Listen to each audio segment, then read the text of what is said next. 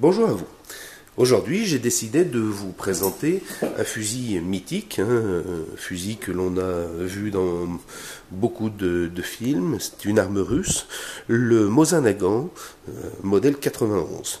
Alors, celui-là est monté avec une lunette, mais c'est le même fusil que vous trouvez en fusil d'infanterie russe. Alors, l'intérêt de cette arme se situe sur deux choses. La première chose, c'est sa munition. Donc, la munition, c'est la cartouche de russe 7,62 par 54 R. Donc, c'est une munition qu'on va retrouver sur tout l'ancien bloc de l'Est. Et la particularité, c'est qu'elle donne de très bons résultats en tir.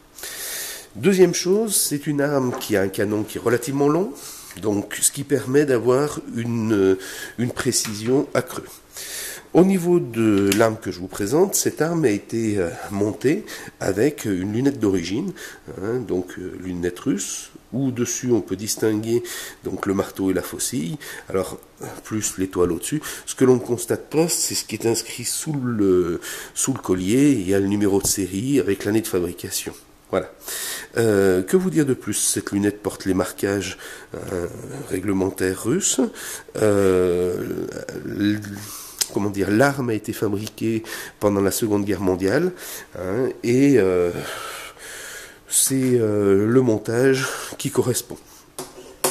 Alors la particularité du Mosin Nagant Sniper par rapport au modèle infanterie, c'est le levier coudé.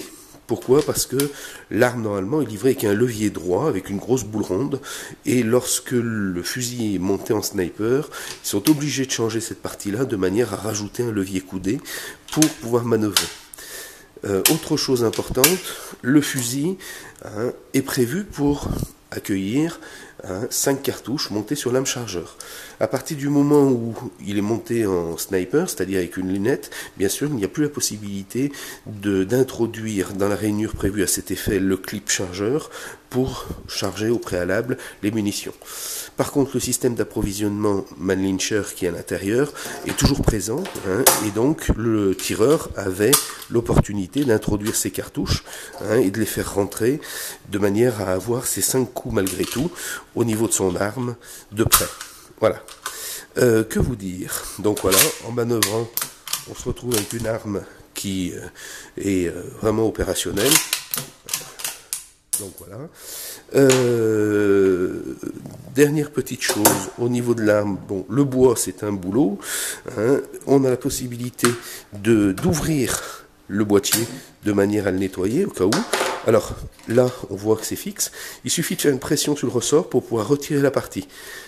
Donc c'était tout bête, mais très ingénieux, ce qui permet de laisser un libre accès pour le nettoyage au niveau du boîtier. Donc voilà. Que vous dire de plus? La baguette est en position inférieure, dans un fraisage qui a été prévu à cet effet au niveau du fût.